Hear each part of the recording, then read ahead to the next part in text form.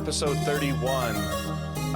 We're almost, my store has been closed for over 2 months now straight.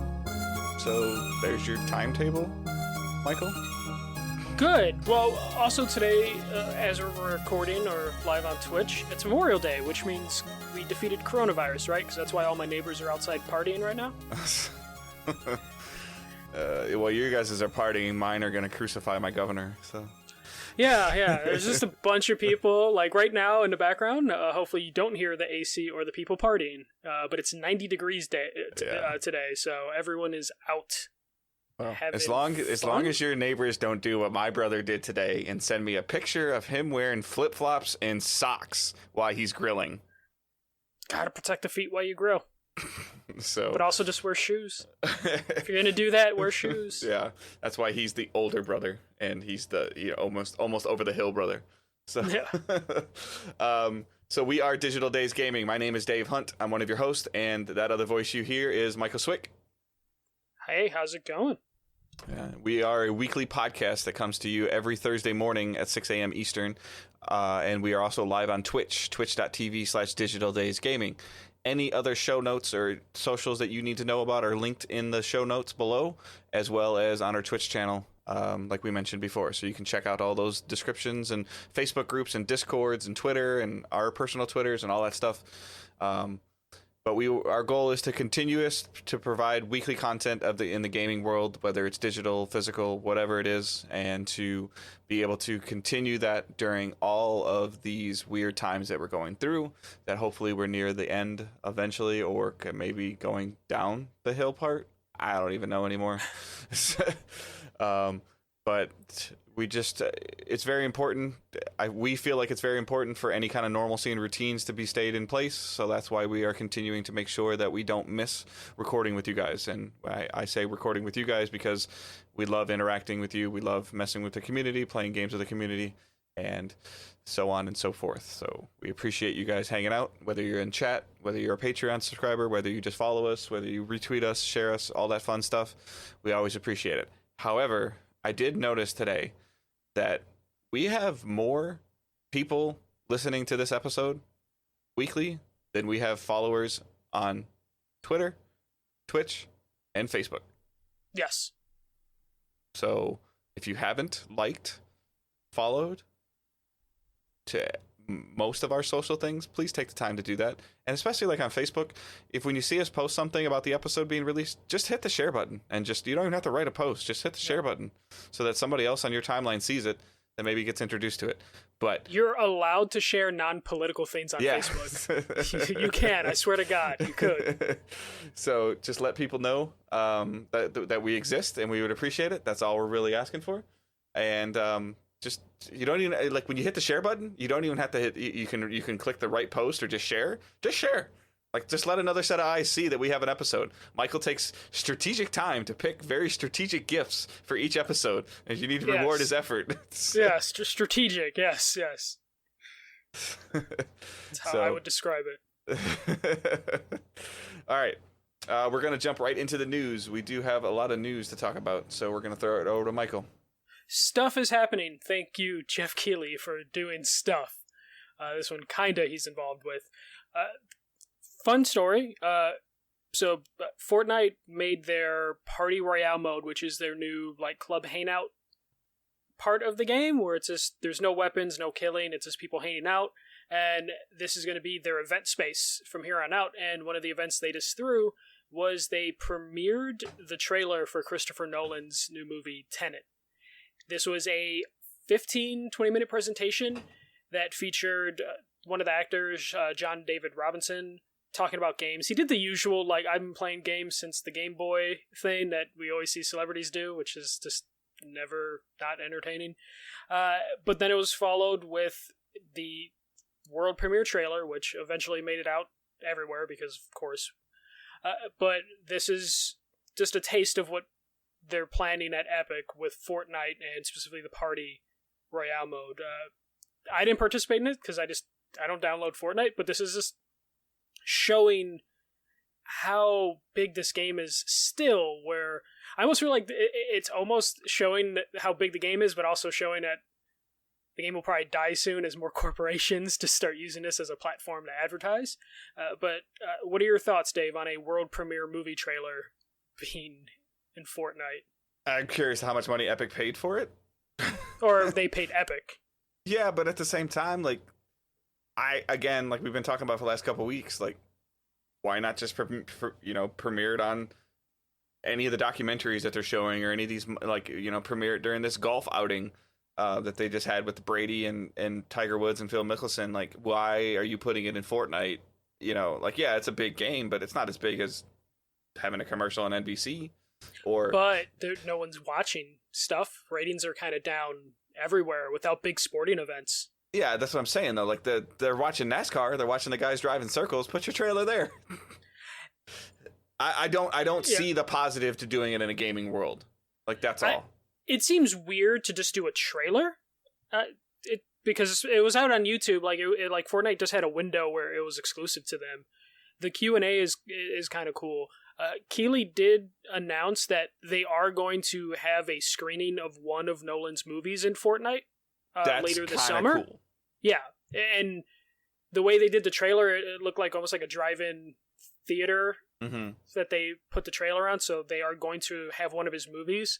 It's probably not going to be Tenet. Tenet is still scheduled to be released theatrically later this summer. We'll see how that goes. Right. Yeah. And the funny thing is, like, Nolan is like a very big patron of just like the theater experience. Like, he pushes like the IMAX experience, the theater. He wants his movies to be seen in a perfect setting, which is a movie theater. So it's weird that he partnered with Fortnite, but that was probably Warner Brothers more than anything in terms of like, hey, we're going to do this in Fortnite, whether you like it or not. But the fact that they're going to put one of his movies available, it's probably going to be the Batman movies. I feel like his other movies might not play too well to the Fortnite audience. I don't see Memento being in Fortnite for a bunch of like 13-year-olds.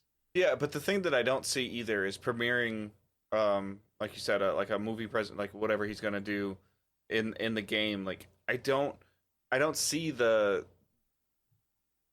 end game goal for Fortnite. Like, if somebody's interested in a Nolan movie and they want to check it out, they're going to download Fortnite, I guess, figure out how to see it, and then delete it and move on.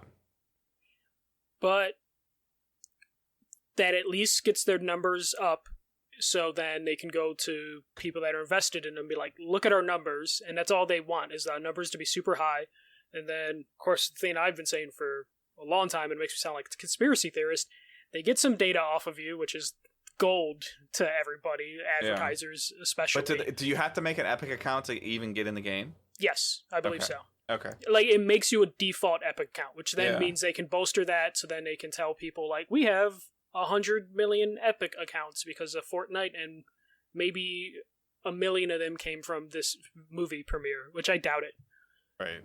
I'm more fascinated by them screening a movie in there, and if that's successful enough, maybe we will have new movies try and premiere in Fortnite, even though it's a free experience, but wonder what that would be like. I applaud we've been talking about it since this whole quarantine thing. Like, I applaud anybody that's trying to think outside of the box and do something different. And, we know it's like concerts, like they just did a concert recently. Like, I don't think that going to a concert in the next 6 to 7, 8 months is going to be a thing. So, similar to maybe not going to the movies. And I guess maybe you can use Fortnite as the platform for that, and then possibly charge an admission a fee to watch the movie. And then, like, that makes sense. Like, the platform itself is free to download, and if you want to see the movie, it costs $4 or $8 or whatever it is. And Epic and the movies like split it. I mean, I'll still be fascinated to see as this quarantine or social distancing thing progresses to where, like, it's going to come down to Labor Day weekend, a movie wants to come out, or a movie scheduled to come out, whether it's Marvel or whether it's whomever it is, if it's a big movie or not a big movie, and it's like, okay, movie theaters at 20% capacity. Do I want to release it on a Thursday night, and like, if it's 20% Thursday, Friday, Saturday, Sunday, get 80% of the revenue that I could have gotten or less? or do I want to release this for $12 on Vudu and just take all of it? Yeah, or whatever the small cut it is for Vudu. Yeah, and or whether like does that become Epic? Like does Fortnite become a funnel for? Like I don't know. I'm just using an example. The next Fast and the Furious movie is released exclusively on the Epic Store, like through Fortnite. That's what I was thinking. So Steam has been selling movies for years. Yeah, they could easily do like, hey, you saw the trailer for Tenet in Fortnite? Here's a coupon code to buy the movie in the Epic Game Store, sent to your email that's associated to your Epic account. There's different ways they can partner into that, and I'm sure movie studios would love that because there's like 100 million plus people playing Fortnite or accounts registered to Fortnite. The player count's obviously way lower than that.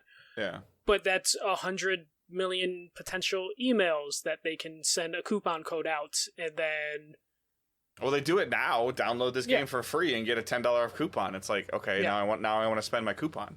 Yep, which freaking got me. I'm about to buy Origins on the on PC, even though I won't play it on PC, just because I downloaded Grand Theft Auto for free. Yeah, they gave it away for free recently. I think I have it on my account. Or no, that was something else. Another Assassin's Creed. Yeah, and they just gave Civ away, and then apparently they're going to give away the Borderlands collection soon. So if they give Borderlands away on PC, that would be fun. Yeah. But yeah, this is cool. I can't wait to see how the screening of the movie goes. Someone in the chat, Rogue, said Interstellar would probably be a good movie for Fortnite, and that would probably work really well. He also talks about VR, and I think that VR is cool, and I'll talk about it later. Like, there's nothing that's replacing watching a movie with somebody, and when you put VR on, you shut everyone out. You isolate yourself. So I don't know. Like if that might be a viable option, but I don't think that would be what I would consider to be the norm, is to have like 4 people sitting on a couch with headsets on. Like, I don't see that. If the market for VR was big enough, that would probably be viable. But at the current state, where it's like there's like 4 million PSVRs out there, that's not enough for anyone to put the time into it, or at least make a more optimal experience than the current watching movies in PSVR, which I did, and it's not great. Yeah, I mean, and the Samsung has their thing too that seems to have died off, but I mean, it also makes it feel like your phone's going to melt to your face. Yeah, that thing runs hot sometimes. Yeah. So. All right, let's move on to the next story. This one is another digital event popped up for later this summer.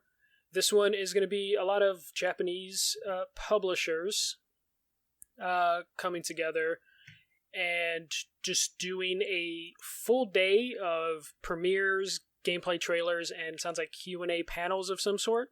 It is called New Game Plus, and it is going to, let me just run down some of the people. Axis Game, Arc Systems, Gun-Ho America, Idea Factory, Koei Tecmo, Natsume, NIS America, Sega of America, SNK, Spike Churnsoft, WayForward, and there's a couple other ones there as well.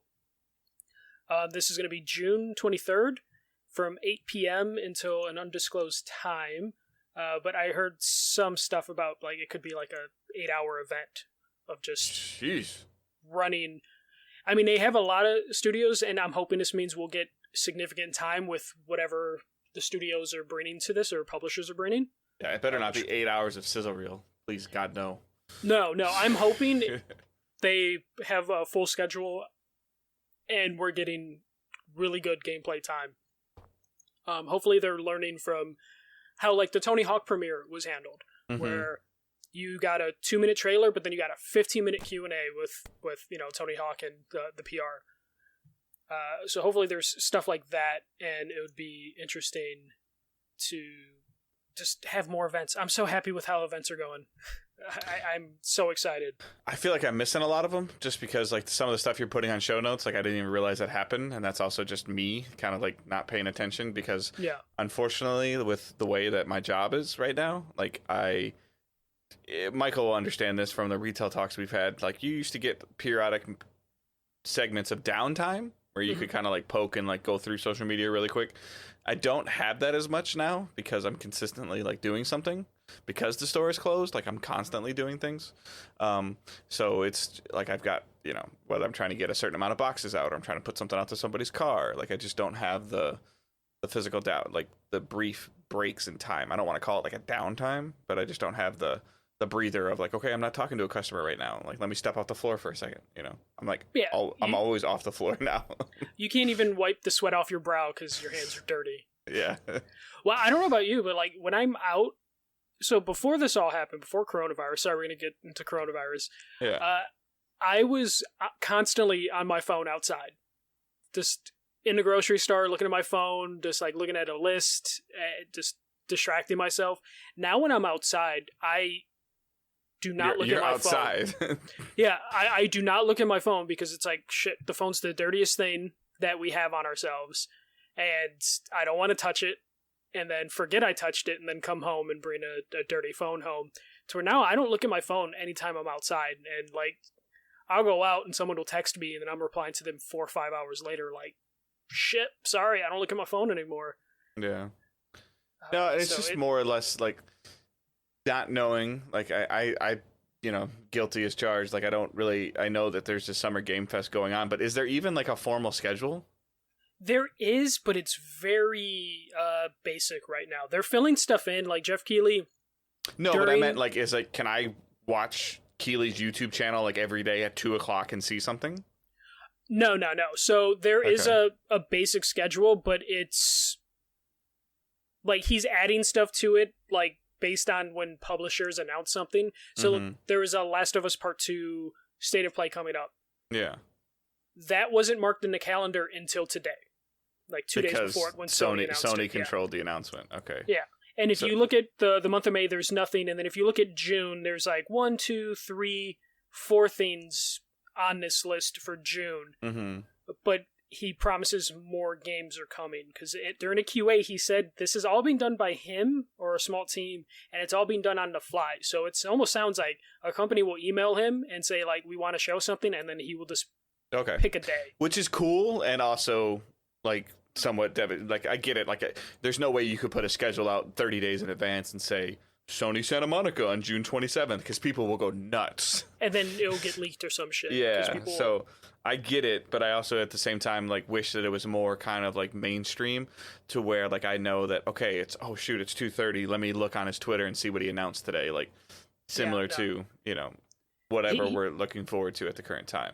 But also, there hasn't been a heavy hitter yet. Like, Tony Hawk was cool, but there hasn't been a, like, holy crap. Like, he hasn't had that. And that's not his fault.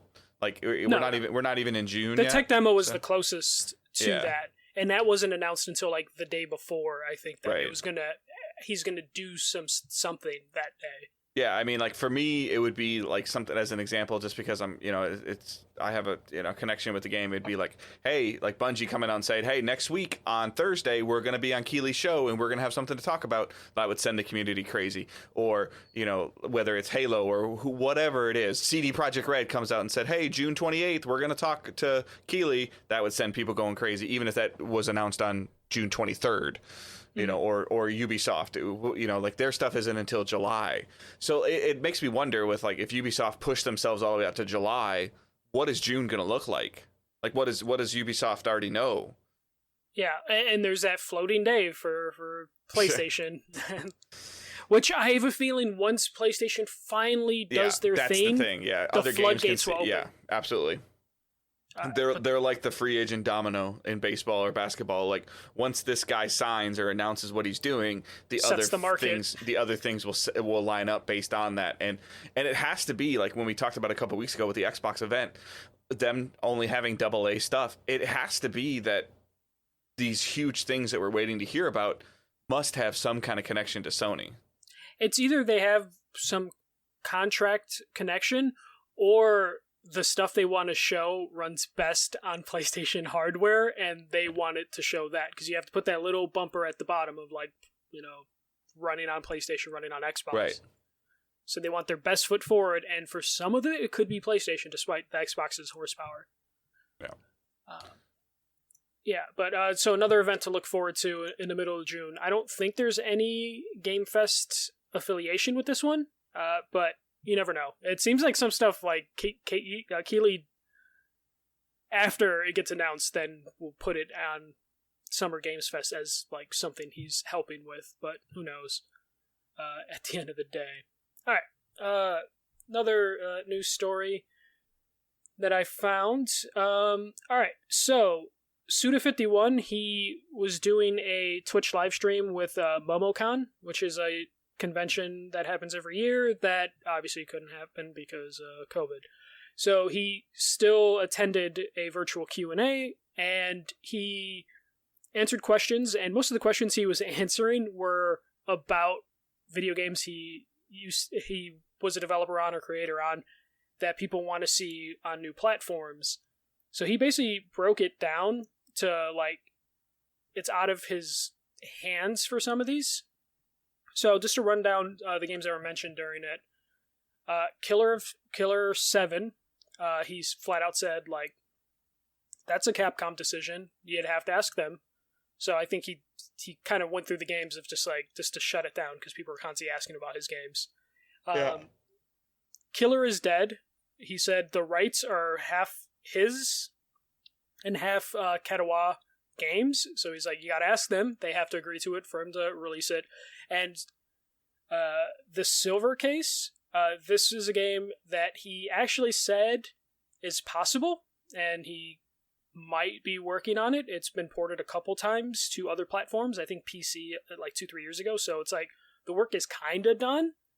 It's just a matter of if it like happens. And then a cult favorite of his, Flower Sun Rain, he says he's actually currently talking with developers on remaking, remastering, re-releasing this game. And then obviously the most important game for a lot of people, his studio, Grasshopper Manufacturer, they're still working on No More Heroes 3. For all these games, it was specifically mentioned for the Switch, because I guess a lot of games for remakes and remasters, especially older ones, they tend to run pretty well on the Switch because of the hardware, in terms of like how easy it is to develop for, and then the specs on the Switch, they're just low enough or high enough that they can run older games pretty well on them. But I don't know, I thought this was interesting just because we hear about everyone wants remakes, remasters. Everyone wants new games, but a lot of people want remakes and remasters. And just having a developer just come out and be like, this is what's possible, and this is why this isn't possible, or whose decision it actually is, as opposed to people just constantly asking them on Twitter or social media, like demanding certain games. Any thoughts on these, Dave? I have a feeling these aren't. They're not my kind of games, but I respect I always respect any transparency from any kind of developer of saying, hey, like, developer, publisher, IP owner, I'd love to. I enjoyed that, but I don't own the rights to it. Because there's always that common misconception of like, oh, you're just lazy, you don't want to do it. Like, no, I do, but I don't own it.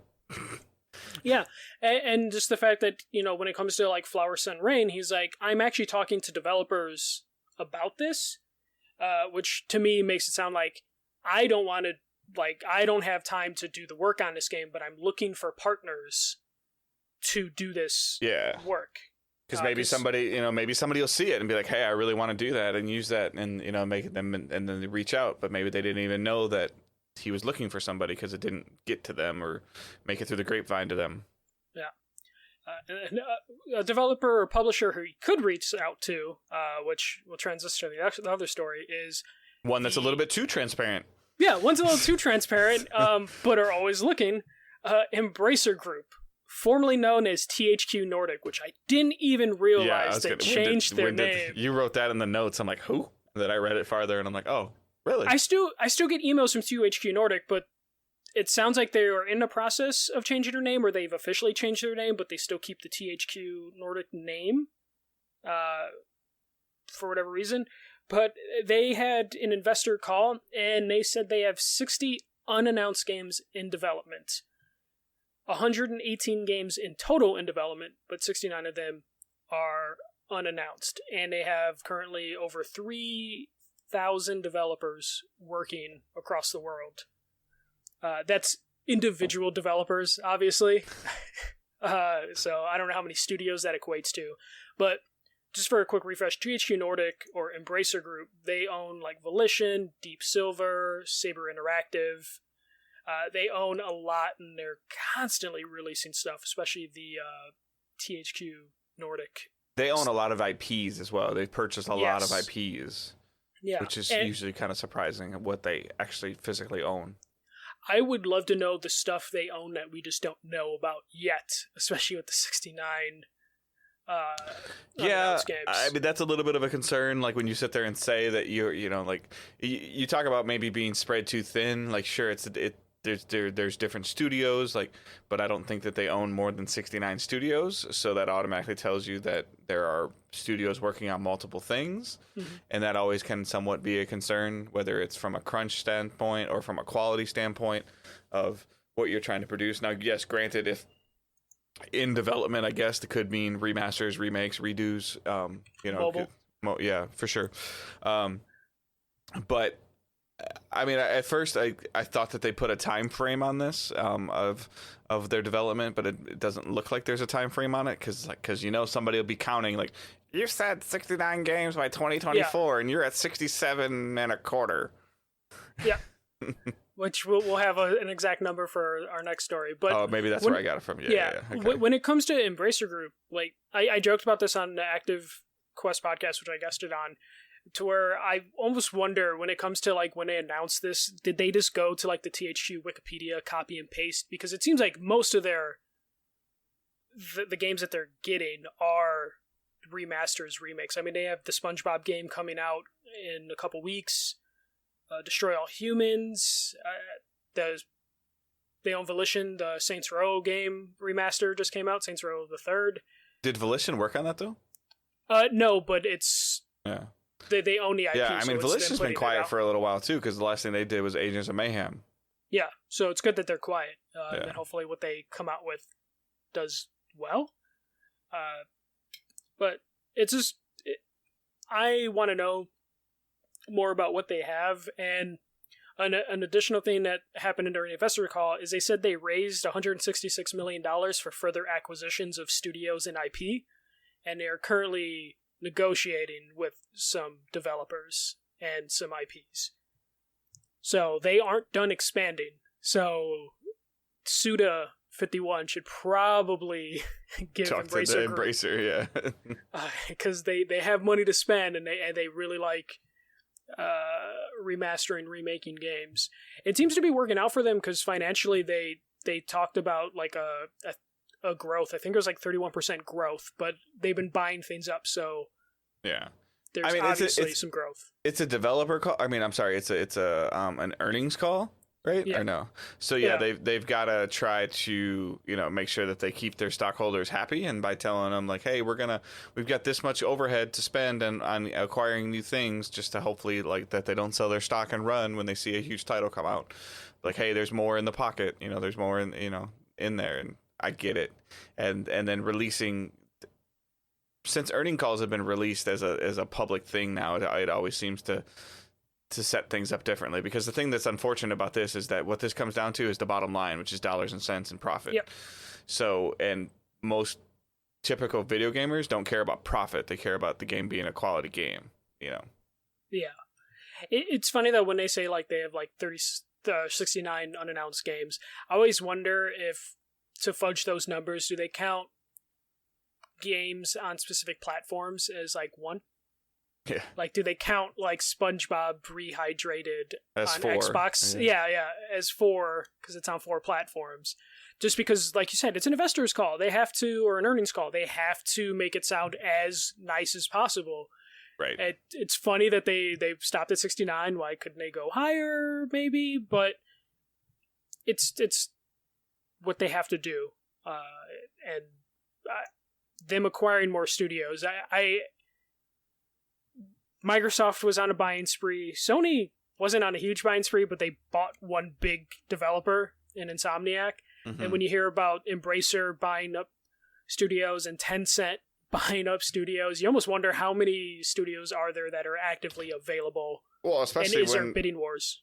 In the cases of what we found out before, 166 million might not even be enough for a studio. No, not at all. Yeah, I think the Conan development, which I think that's why they said in the call that it's like 160 million for like studios or IPs. So if they just they want to just buy an IP, they just buy an IP and spread the money and then their studios as thin as possible. Right. But because it's earning call season, it feels like it's always earning call investor season. Take-Two announced that they have 93 games that they plan to release by March 2025. Too specific. Very specific. IGN broke, or Video Games 24/7 broke the numbers down a little bit, and an analyst said that 63 of those games are core experiences, 17 are mid-core, which I don't know what that means. What the hell is a core experience? Is that NBA 2K? I would assume so. Like, you would probably put, like, the sports games in the core, right? And then mid-core is 17, and then 13 arcade casual. Is WWE considered mid-core? I would probably say because the WWE is a billion-dollar company, they probably bump them up to... Or UFC? Core. Do they still have UFC, or does EA still have UFC? I don't remember. It's hard to tell. UFC bounces between so many damn people. So I'm just using it as an example. Like, I mean, Yeah. just it's interesting. Like, does this mean, like, as an example, like an NBA Street game? Is that a mid-core? Is that an arcade casual? Are they going to try to make their own Blitz game? Or is this a match 3 game? Like, how much mobile is involved in this? Like, it just sucks when they just paint with such a broad brush. And then, but they're also like, we're going to do this. And somebody's going to call them out later and be like, well, no, we released that. It was just a smartwatch game. Yeah. So the VG 24/7 article says that it got broken down to 21 of those games are mobile. Okay. And 26 might be free-to-play games. So that, like, shows you that more than half is probably not stuff that, like, our audience would be interested in. Because it's, like, mobile and free-to-play is probably, like, super casual mobile stuff. But still, that's a ton of games. But if you look at it the way Take-Two is, it's like they own Rockstar, which... you'll probably just count one of those games as a Rockstar game. Wait, do they own Rockstar or do they publish for Rockstar? They own Rockstar. Okay. So they have that. Oh my god, if they didn't own Rockstar, I don't think we'd be even talking about 2K that often, or Take-Two. And one of those is going to be Rockstar, but it's probably only one game because Rockstar doesn't put a game out that often. So 5 years, probably room for one Rockstar game. Other studios they own, they have, like, you know, the 2K Sports teams. So that's 5 games. Yeah, that's 5 games right there, times 5, because we're talking over the next 5 years. No, I'm just saying it's you know, per sport, whether it's, it's NBA, WWE, you know, that's 10 games right there. Yeah. And then they have Private Division, which, you know, published the Obsidian game. They have the... Outer Worlds, right? Yeah, the Outer Worlds. They have the new game coming out from the former Bungie studio head. Disintegration. That's it. Yeah, they have a new studio that's being headed by the co-founder of Sledgehammer Games, and then they own Borderlands. They don't own Gearbox, but they own Borderlands, or they own a chunk of Borderlands. So they have some big hitters, but I have a feeling because Take-Two's so big, this is going to be a good chunk of, like, mobile games, and then the sport games are going to take up, like, probably a quarter of that, especially over the next 5 years. Because what sport games do they still publish? Is it just NBA, WWE? We're going to count that as sports for the lulz. And then they don't have hockey anymore. They don't do baseball anymore. But they do multiple NBA games, right? They have, like, Playground. Oh no, Playground Saber Interactive. Yeah. So it's I think it's just 2K. NBA 2K. So. Yeah. So there's that. 93 games is a big number, but that's probably a big number. Well, it just got cut in half by free-to-play and mobile, though. So yeah, which they can pump out, like, who knows how many mobile games in a short period of time. They wouldn't confirm that any of the 93 games was related to Rockstar, but we can probably assume one of them will be Rockstar. And they can also remaster their way through this if they wanted to as well. Because I'm wondering if this counts the Mafia games, that technically 2 of the trilogy were released. Mafia 2 was released this week, and then they re-released Mafia 3 with Mafia 1 coming out later this summer. So they have a lot of stuff they can do. And I think they still have a partnership with Ken Levine's studio, the BioShock creator. Mm-hmm.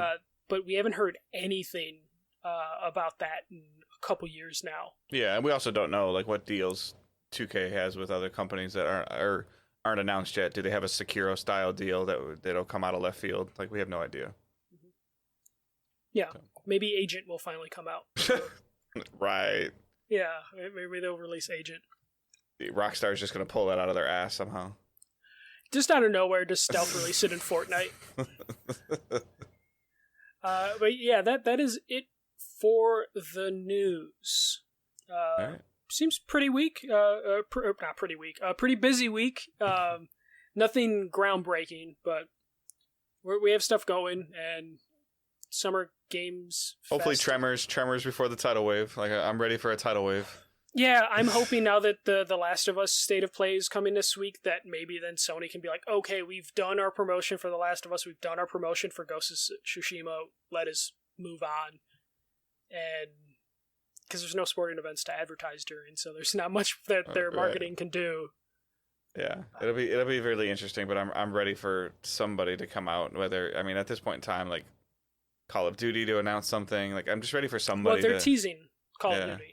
I don't know if you heard, but they're doing like there's bunkers in Warzone that you can get into with a key card. Like there's a mini game to get it, and then when you get in a bunker, there's like monitors and stuff that are like playing images. So it sounds like they're teasing the next Call of Duty game in Warzone, which could be cool way of marketing it. Though I will never see it in game myself because I'd be too busy trying to win the game. I'm at the point now where I kind of want to wake up, turn my phone on, or get off work and look at Twitter and see something just come out of nowhere, and somebody goes, well, "What is this trailer?" Like, and all of a sudden it's just a huge game that nobody was expecting coming. Like, I want the shock and awe moment of like similar to like Final Fantasy VII Remake's announcement, or something just to just take control for a couple of hours. Yeah, what I want. Even though I liked the game, but then didn't like it over time, Fallout 4, I don't know if you remember how that was announced. Bethesda just put up a countdown at one point, and it looked like Fallout, the countdown, but everyone was excited, and then I think it led to a trailer. I want that. I want to turn on my phone and see a countdown example, timer. like, and again, this is pure speculation, but like you're saying, like just to see Sony Santa Monica say, "Hey, 3:00, check it out," and then it just it shows like the axe being thrown stuck into a wall, and it puts even a 14-day timer on it. People that go, "What the hell?" Yeah, that's all I want. That's all Sony has to do, and then they'll break the internet for however long that timer is going. Just put out the PS logo, : and then start a digital clock, and they'll control the internet for that amount of time. Yeah. Oh man, there's so many. I want so much from Sony, and they're just not giving it to me, and I'm blaming them for why we haven't heard much from. It's got to be something like. Because like other developers are even coming out and saying like, "Hey, yeah, we're gonna be on next gen. We'll tell you more later." Like, what the? Yeah, it's like just tell us now. It's like no, we gotta wait for next gen to be announced. It's like son of a bitch. All right, we're gonna do what we're playing and watching. I'm gonna go first. Mine's very short because if you guys are paying any attention on social media, I've been kind of like in a funk. Some of that has to do with I just bought a roof, which kind of hurt, but I needed to buy a roof. So that'll be in process of stuff going on at the house. And also just trying to navigate with my older kids. Like both of their summer jobs got canceled, so they're trying to find work. And then I'm just trying to, just kind of be there for my kids. And that's kind of wearing me out a little bit. I played Destiny like for a couple of hours this week just to get the shotgun that they released. That was an old D1 weapon, and it was kind of a weird quest that was bugged like crazy. And then when it was finally all said and done, it took me like 2.5 hours to get it. So it's fun. It's fine. It's just another fetch thing in Destiny. See if they can pull themselves up by the bootstraps like they have multiple times already. I'm sure that they will. They'll dominate September, especially if this kind of weird stuff is still going on then. But watching, I don't remember the name of it right now, but we watched the Mr. Rogers movie. The documentary or the movie? The movie. The movie? Yeah, where he was like working with the writer that was for Esquire. Yeah. It's actually more about the writer than Mr. Rogers, right? Yeah, a little bit of both. Like it just kind of had some weird pacing to it. Granted, again, like I started watching it and then I was dealing with the roofers and then I had to finish watching it like the next day. So like for me, it wasn't like I sit down and watch the whole thing. But like I've mentioned, the last couple weeks, my daughter has seemed to taken up this mantle of movie night, and she almost wants it to be like every night. um, and it started down she's seen very few of the Marvel movies. Just because like we'll go to the theater and she won't want to go and she'll stay at home. She'll stay home, or she won't go, or she'll watch Owen for us or whatever. And she just never had any desire to see them. And for some reason, like now she's decided that she wants to see them.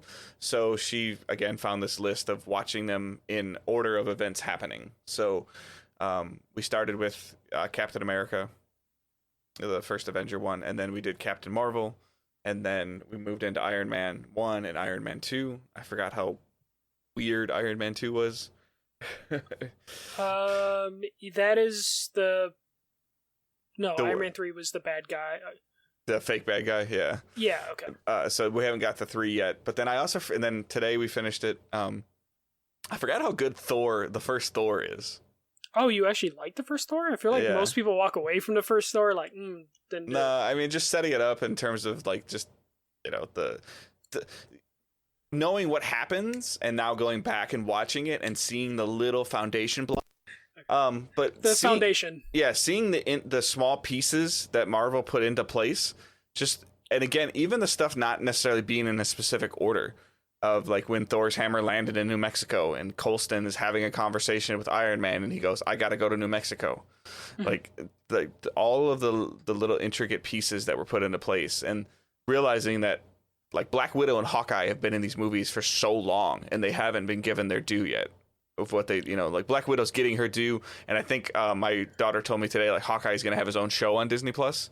Yeah, it might be more about Kate Bishop, but I think he is attached to it. Yeah, I think he's training Kate Bishop. Yeah, so it's just interesting because going back and watching and knowing the events and seeing all the little hints to Thanos before they ever say who Thanos is, and it just shows like really far foresight of what they were trying to accomplish and how well it worked. Yeah. Will it work again in phase 3 or whatever that they're in? I have no idea. So, but she seems to be, grasping them. She used to think that they were just bad movies, and I ask her what she thinks about the end of each one of them, and she likes them. She wants to see the next one. She wants to know what happens next and the dynamics, and watching the movies evolve into more of like I said, like Thor was good. I thought Thor was good. Like I was intrigued by it. Maybe it's because it's been so long since I'd seen it. But it's just interesting to see the evolution of how they got a little bit more funny and a little bit more over the top and a little bit more into themselves, and then making the culmination and making it all work. So it was a fascinating feat. So, but yeah, that's pretty much it for playing and watching. Lots of Marvel movies and very little games lately. I'm very intrigued by looking at some of the reviews, and I know it'll be on Games Pass, but I'm very intrigued by Minecraft Dungeon. Yeah, me too. Just because I can never really get fully into Minecraft, so having like a story-focused thing that's a dungeon crawler sounds kind of fun. And cooperative. Maybe we'll do some online co-op for that. Yeah, so I'm very intrigued by that. So, but what did you play? All right, so I played Crucible. Okay. That's the Amazon game, right? Yeah, so this is the new free-to-play shooter from Amazon Game Studio. I think this might be one of the first games they've actually shipped, which is funny because they announced their game studios several years ago and acquired some people, and just nothing really happened of it. But we finally have a game, Crucible. It's a third-person sci-fi shooter. It's PvP with some PvP versus environment elements, so PvP VE. Though the environmental stuff is pretty light. Has 3 modes currently right now. It's like 4v4, 8v8, and then there's like a 2v2v2v2v2 mode. It's just basic stuff, like deathmatch collection, specific modes, or not straightforward deathmatch, but modes you would expect in a shooter like this. It's definitely a shooter meant for PC. At least I'm playing on PC. I think it's only available on PC currently. Because I was using a controller. There's no auto aim with the controller, which is obvious because you don't do auto aim on PC. So I played controller. It was okay. Keyboard and mouse felt significantly better. The basis of the game is you pick a hero. There's 10 heroes to choose from, all a bunch of different abilities, and you are basically at this planet to just like drain its resources. It seems like that's you're just there to like take over, and take everything you can from this planet and compete against the other players. It feels kind of generic, but it could have potential. Being a free-to-play game, you're only, like, the things you can pay for is a battle pass to get cosmetics. They actually have, like, you can unlock through the loot boxes or whatever it is. You can get, like, audio tapes from your specific character, which gives you background on the character and story of the world, which is an interesting element. Though, if you're really interested in it, you'll probably have to get the battle pass just so you can burn through it and get all of the audio tapes. The environment, you're on this planet, there's a bunch of alien creatures on it, like four-legged monsters and plants that come up from the ground. And you kill them, collect orbs, or you kill enemies, collect orbs, or do the mission, get orbs, and those orbs then build up your level. So your character always starts at level 1 at the match, and as you gain more levels, you gain more abilities and unlocks. They'll make you, survive and tougher in the actual level itself, which is, I like that aspect. So outside of the main mission, the only thing you take away from it is like cosmetics, but during the mission you level up and build out your character on the fly, which is an element that I enjoy. So it makes it even playing ground for everybody. The maps are really big, and one annoying aspect is it doesn't have voice or text chat. They shipped it without voice or text chat. I think it's coming, but it is a team-based shooter, so it was kind of hard to coordinate with people without text or voice chat. And since I was playing it by myself, I wasn't about to go join like their Discord to like chat and meet up with people, just because I barely use Discord right now and I'm in like half a dozen channels and I don't want to be in more servers. I don't understand how they released it without a voice or text chat. Like, I would use a text chat more than a voice chat, but because it's a team-based shooter, you need to coordinate with people. They have like a ping system like Apex Legends, but it's not as good as the ping system from Apex Legends. So trying to work with the team on maps that are actually really large, that have multiple spawn points, it's really frustrating trying to figure things out, and knowing that if I'm jumping into a game with random people that probably are on Discord on the other team, if they're actually working together, and just being like, shit, I just want to play by myself at 12 in the morning, which was when I played, I couldn't coordinate with anybody to, pop on Discord. So that's a weird aspect I hope they fix soon, because a text chat will go a long way. Because some of the modes are fun. Like, my favorite mode is Hive Mind. I believe it's Hive Mind or something like that. To where a big creature will pop up on the map, and you need to take it down and then take the heart before the other team takes the heart. And you have to get 3 hearts to end the match. That was actually really fun, because it's a matter of just taking down the creature, which is stationary, but it still takes a long time to kill it. But then also trying to protect your teammates if someone's trying to take the heart before the other team can, like, come down on you and, like, steal it away from you. I like that mode, but it requires some sort of coordination, and there just isn't any way to coordinate any of that. But otherwise, like, it looks good. It plays okay. I did have a weird stuttering problem where my character would move forward and then sometimes it'll like jump back, and the jumping feels a little too floaty, which I don't know if that's like on purpose or if that's just like some weird thing that hopefully they can tighten up later.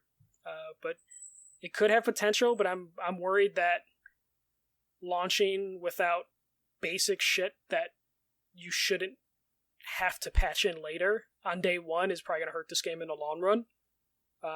Especially there's too many things to compete against that if you don't come out with basic features. Or something super unique on day one.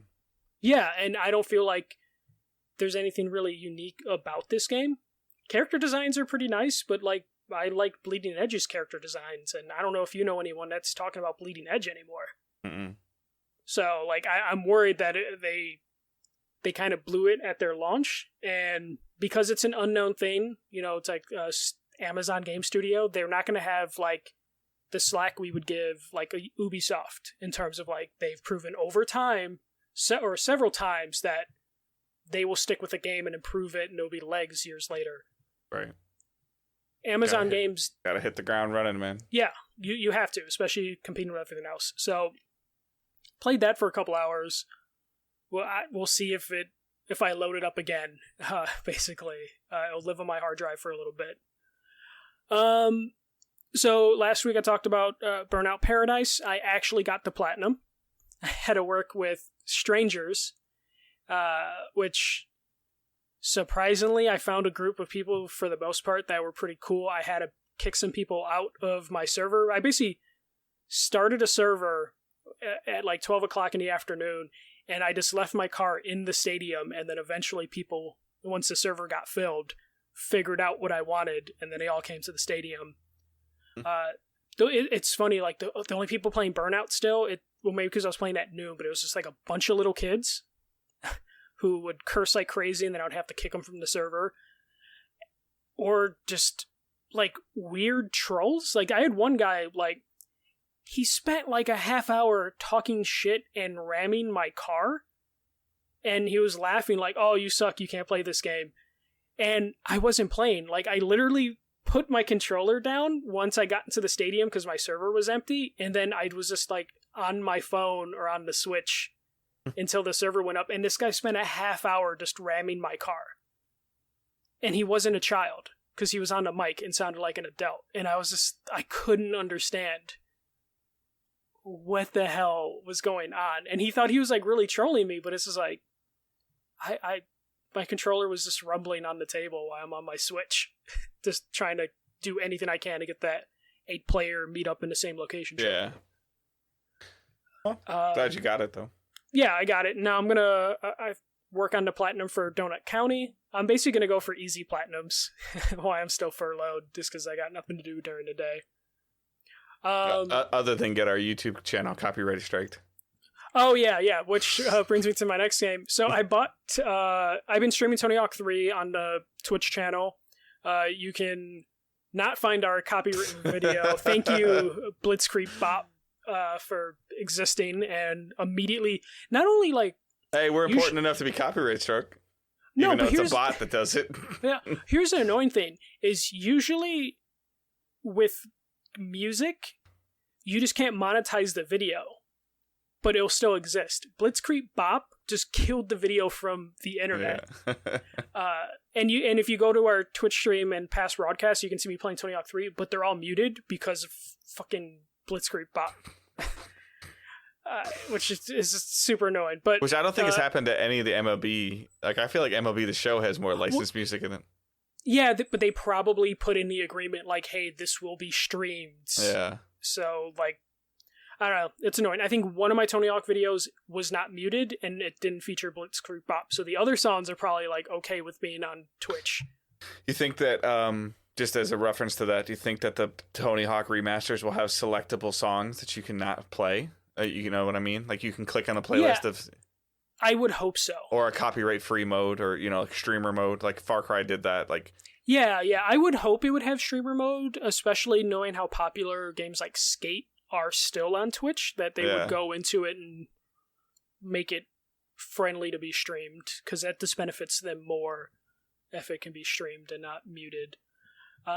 So, I ended up eBay hunting Tony Hawk Pro Skater 2 the day the announcement was made, just because I wanted to play Tony Hawk 1 and 2 again, but I found out I didn't have them anymore. I know I don't have Tony Hawk 1 is because it was on the N64, and then Tony Hawk 2 I probably traded in for Tony Hawk 3. So I eBay hunted, got a good deal on it, because I bought it an hour after the remake was announced, which I'm glad I did. Didn't have a chance to jack his prices up or whatever? Yeah, because a day later, all the prices were double and triple. I can't find a good price on Tony Hawk's Pro Skater 1, sadly. But play Tony Hawk Pro Skater 2. I might stream it, though. My God, that game needs to be remastered, because it is rough to play now. Just it's a PS1 game, so it's just when you're skating through the level and the background is blank and doesn't come into the textures don't load or the geometry doesn't load until you get like 10 feet away from it is just kind of a buzzkill. And then, all right, the last thing, Dave, you might get a kick out of this because it just sounds like a pain in the ass and you would probably never want to try this. So, last week... If you went through the whole process, I probably don't. No, it's a fucking process. I talked about this on the Active Quest podcast as well. But, okay, so, are you familiar with the stock market in Animal Crossing? No, but I saw you tweeting about selling your turnips for quibs. Bells. Okay. And follows. And it seems to be the quarantine game of choice, by the way, by anybody. Yeah, it's crazy. Including any of my video game PR friends. Cammy has it now, by the way. Steve's been playing it, and he's been making awesome stuff. Okay, so in Animal Crossing, a character will come every Sunday in the morning called Daisy May, and she will sell you turnips. And these turnips can then be sold to your store that's on your island or any player's island. And the price on the turnips changes, I think, twice every day. So it's basically the stock market, but for turnips. So every day you check your store and it's like, okay, they're worth 90 bells, they're worth 100 bells. And then you decide like, okay, do I take the chance and sell them? How much did I buy them from Daisy May? Okay, so on last Monday, Sarah's just getting off work and she loaded Animal Crossing because that's just what she does after work. Just loads up Animal Crossing, just does like whatever chores that, she wants to do or projects on the island. And she checked the store and she was like, holy shit, our turnips are 603 bells. And sadly, we did not have any turnips to sell. So she's like, do you have any friends that would want to come to the island? Maybe message them. And she was going to message her friends. And then we just, asked our friends if anyone wanted to go on it. That took maybe 20 minutes. And then she was like, well, I'm just going to tweet out that my turnips are this price. And Sarah's account, she has 40, 50 followers. But so I wasn't expecting a lot. But as soon as she tweeted it out, she had 100 or so DM requests from Animal Crossing players that wanted her Dodo code, because you have to have a code, of course, because it's a Nintendo console, for people to visit your island. And so that means that there's people that are literally searching phrases on Twitter for this. Yes.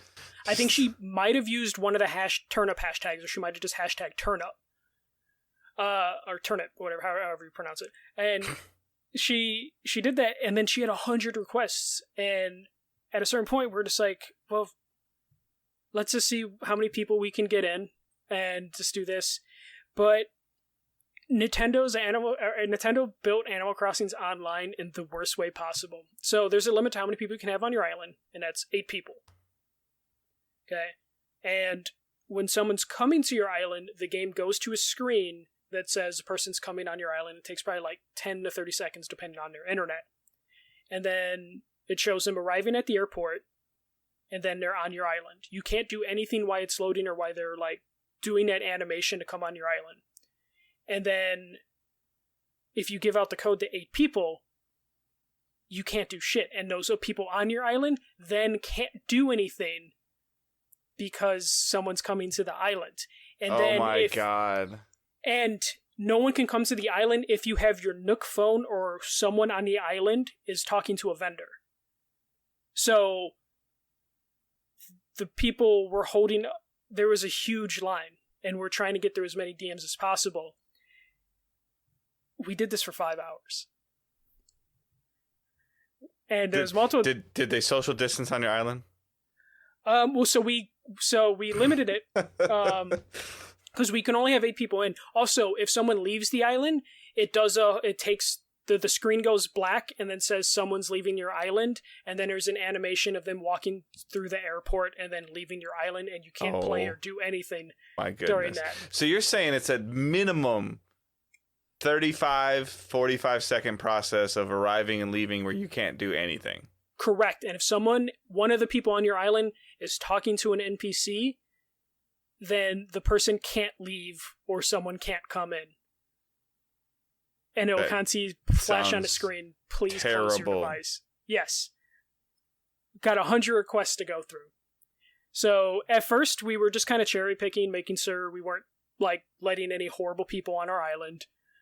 So some people just never got replied back. We just deleted their DM because we like looked at their profile and were like, no, that's a fucked up profile, and then just wouldn't reply to them. But we tried. So wait. You were being a dictator of who could or couldn't enter your island?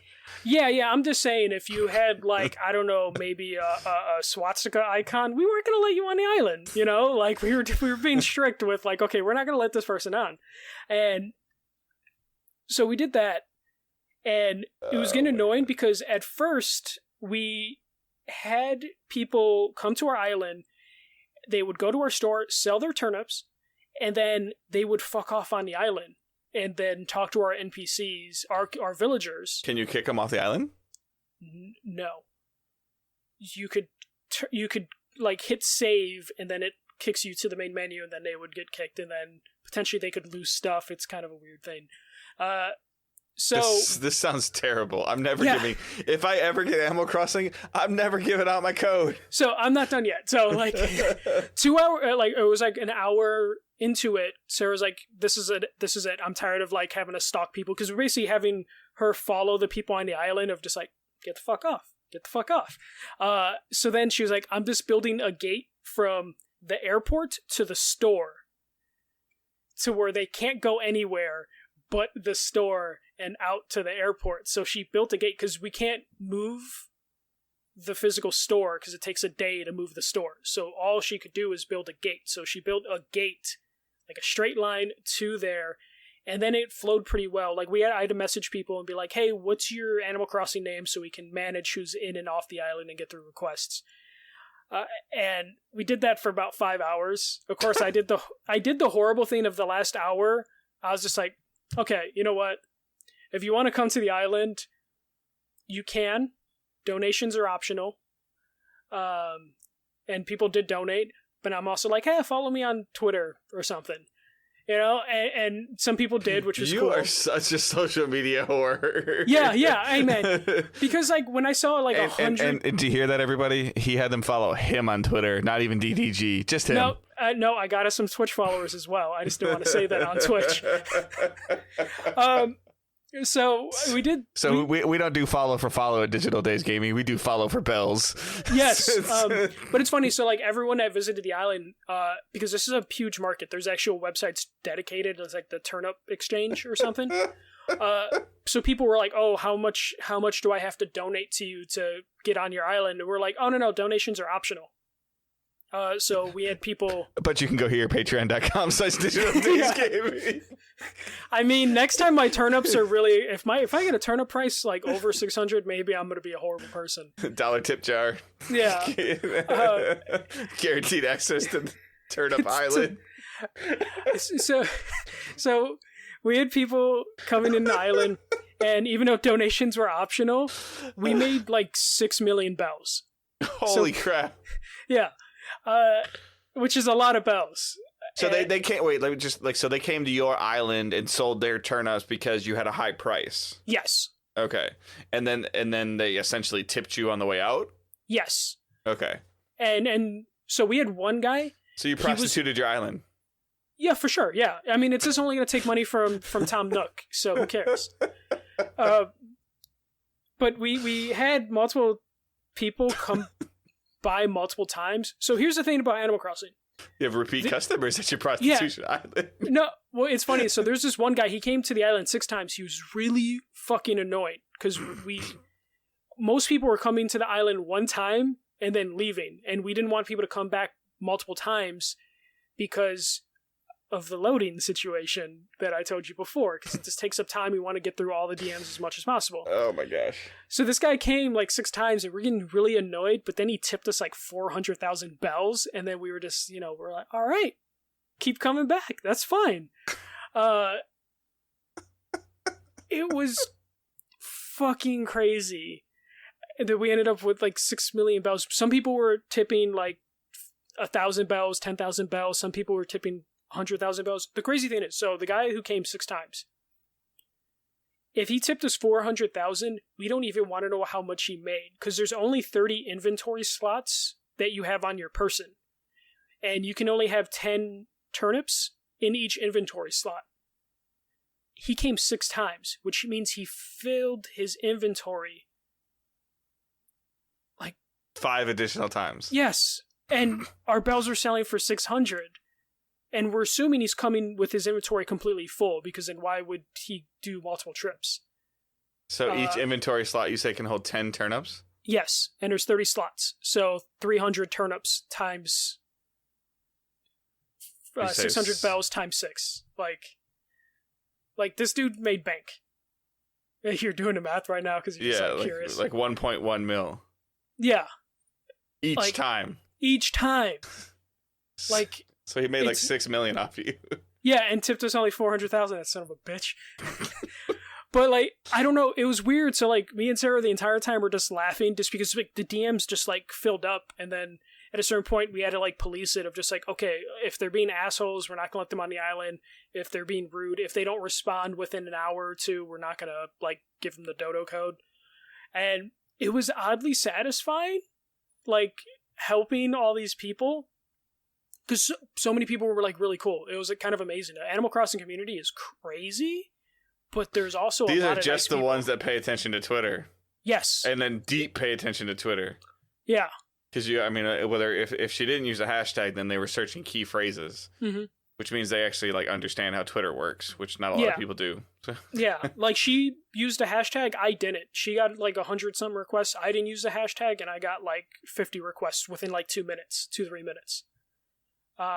It's crazy, and the game's been out for like a month or two, so like we didn't think it was going to get that crazy. I'm telling you, man, it's the quarantine game. It is I don't even know if like it sounds bad to say it, but Nintendo's probably like, okay, not that bad of a time to release this.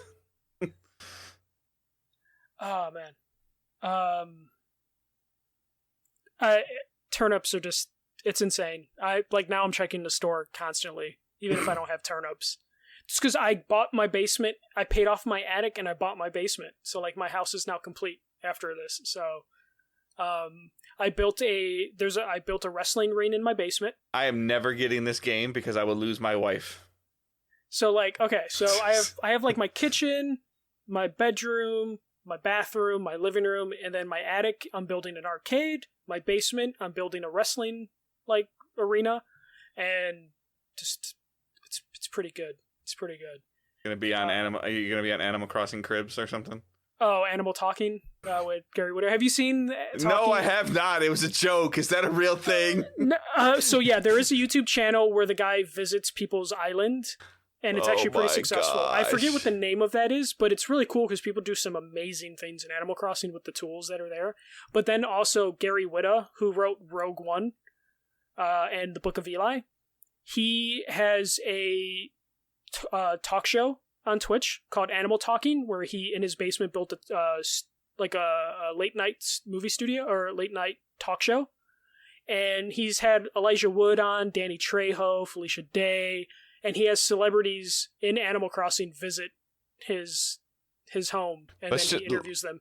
Let's just be clear that you would make fun of me for signing onto a game daily to do bounties or daily practice things that I would actually stupid. And you're paying attention to a digital stock market selling turnips for bells, and I've got the problem. I built a wrestling ring in my basement. You got a shotgun you won't even use. I used the shotgun. I shot it at least. You're not going to use the wrestling ring. No, I already had my character roll in it. He can't roll in it all the way because it's... Can he wrestle somebody else? Nope. Okay. But it looks cool, and that shotgun you're going to forget about when they nerf it the next patch or something. But yeah, that was my gaming experience. Oh my Animal God. Crossing is fucking wild. Other than that, I finished Breaking Bad. I watched the movie El Camino, which was really awesome. I love like actual closure, and El Camino gave me closure on Breaking Bad, and now I'm watching the prequel series Better Call Saul, which is really good, and I'm hoping it gives me closure for the Saul character from Breaking Bad, because each season starts with him in current time, and then it just shows his past for the rest of the season. So I'm hoping as they build, I'll get some closure on that character. And then AEW had a pay-per-view. Not going to talk about it too much. The ladder match was good. The women's match was good. They did a 5-on-5 wrestling match in the Jacksonville Jaguars stadium, like on the field, and they were all around the arena, which is just insane. Like, the owner of AEW is the son of the owner of the Jacksonville Jaguars, and I just would love to know how much... Oh, that owner of the Jaguars? Yeah. Okay, yeah. I was saying, I know the owner of Carolina Panthers, like, prints money now. Yeah, no. So I know he's got money. I just want to know how aware he is of the product his son is making, in terms of, like, when he asked his dad, like, hey, can I use the stadium that's currently, like, abandoned because there's no football games? Can I use it for my wrestling pay-per-view? Like, the idea that, like, you have that much money that you can ask your dad if you can rent the arena or use a football stadium. And then he's like, oh, can I also get the Jacksonville Jaguar cheerleaders to be on the sidelines in face masks? Because they're not doing anything right now anyway, either. And then I just want to know what the dad is like. Does he look at the product and is like, did you really have a wrestler get chased by a horse on my football stadium? Like, it's bizarre. It's weird. It was great. Yes, Dad, I did, but look how many people watched it. Yeah, look how many people watched it. Look how many people watched the Jacksonville Jaguars last week. Oh, no one watched the Jacksonville Jaguars last week? Look how many people saw your logo for your team that won't have any fans this September. Yeah. Like, look, your cheerleaders. They're Not that they would have any fans in their stadium, even if it wasn't a pandemic going on. Yeah. And that's from a Lions fan. Damn. That's from someone who's lost the Thanksgiving game because they don't have enough people in a stadium. That happened, right? Probably 5 years ago. The Lions, like, lost a football game because they didn't have people. No, they haven't lost it yet, so. Yeah, but that's it for playing and watching. All right. You want to read the first question? Yeah. Let us... All right, this is Chris V. I busted out the PS3 Fat to play some classic fighting games that I have on a PS2. Do you guys have any favorites? I think he's talking about, like, fighting games, or if there's any, like, classic PS2 games. I think he's specifically talking about fighting games. I mean, I have memories of playing, like, a lot of Street Fighter against my brother, and just doing a lot of button mashing, but it's mostly Street Fighter. Yeah. So, I mean, I never really got too much into fighting games. I still remember playing some of, like, Ultraman fighting games before, and just some other, just random crap like that. But nothing too crazy, so. Yeah. Def Jam Vendetta and Def Jam Fight for New York are probably two fighting games that I really, really enjoyed playing back in the day. And then the Marvel vs. Capcom games, like the early ones, like the Dreamcast, PS1, PS2.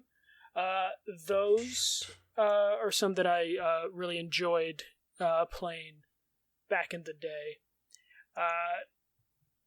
I have Def Jam for Fight for New York still. I've been wanting to play it on stream, but I just don't know how bad that game is aged. So I don't know if I'm going to do that. And it's also going to be a game that probably gets muted, like, if I try and stream it, because it's just all current day artists, or artists from back in the day and their music in that game. So probably one of my favorite games. And then, do the wrestling games count as fighting games? No. No? Okay. So no wrestling games. You want to take the next one? Yeah. Stephen W. writes, when you inevitably run out of space on the PS5's SSD and start using external HDD hard disk drive to run your games off, will you lose the benefit of the SSD, or will it still cache certain parts of the SSD to keep those benefits? So what he's asking is, we know that the SSD is a crucial part of the PS5 next-gen console.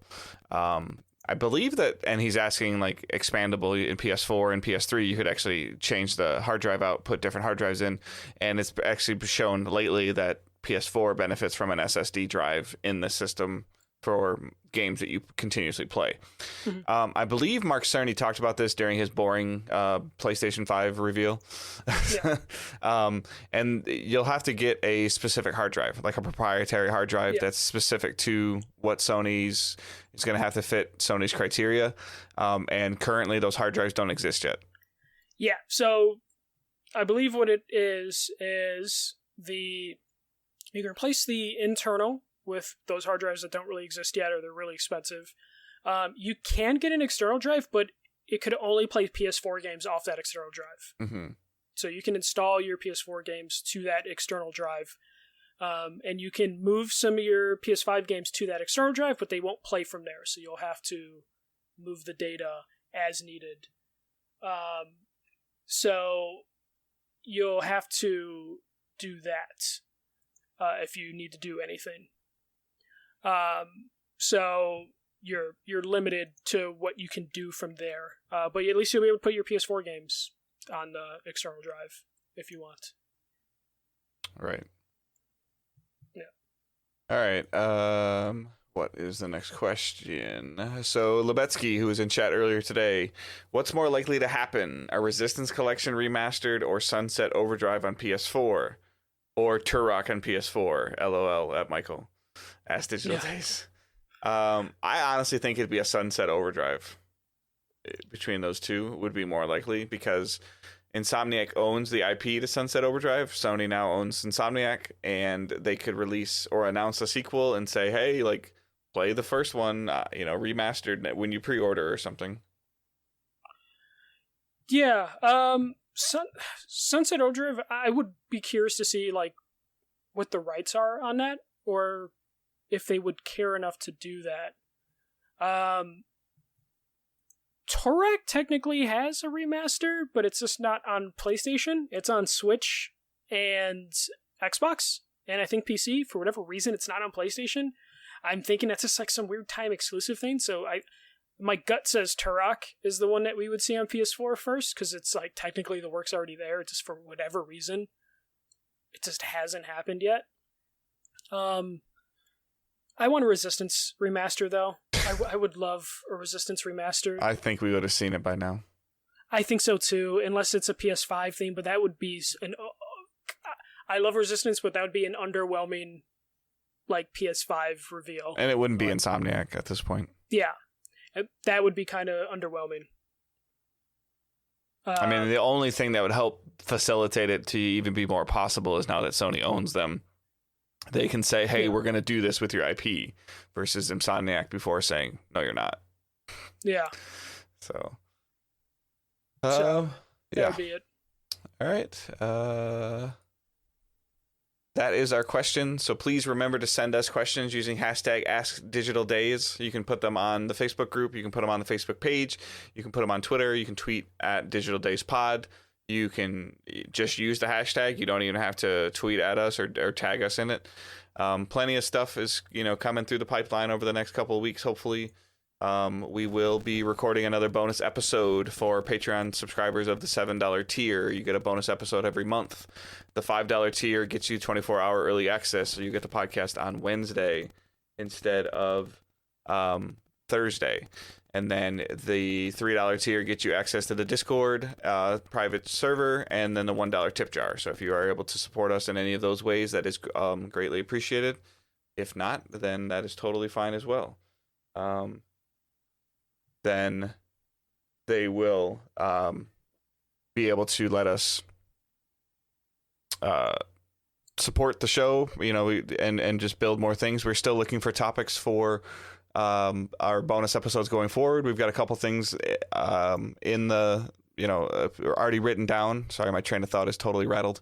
A couple things written down that are going to be tentative topics, but we would love to hear what other things that you'd like to hear. And we probably about 90 days out will release one or two of these bonus episodes, just so you guys can maybe hear what you're missing and maybe what your value is there if you're able to support us. If not, then that's totally fine. Just you don't get to hear the cool stories that aren't gaming related. Yep. So, other than that, Michael, you got anything else? Not much. I'm probably just gonna play a bit more Crucible, plan out the bonus episodes, and hopefully we get some decent release games coming out. I'm gonna check out a few indie games hopefully this week, just because it seems like we're kind of there's nothing big coming out until The Last of Us in the middle of June. But till then, don't know what I'm gonna be playing. Just gonna probably be platinum grinding a couple things. Like I said earlier, I kind of really want to check out Minecraft Dungeon, see if it holds my attention. If you're playing it, if you're on Games Pass or anything like that, I think it's on Game Pass. So I would love to group up. I don't think it supports crossplay based on what I've seen, so you probably have to have it on PC. But please, tweet at me, let me know. I'll probably stream it if I get enough energy when I get home from work. That's been the main thing, is that I've been falling asleep at times where I probably shouldn't be. Yeah. Just trying to function and focus. But other than that, I hope everyone has a great week. Stay safe and keep moving forward. Okay. See you.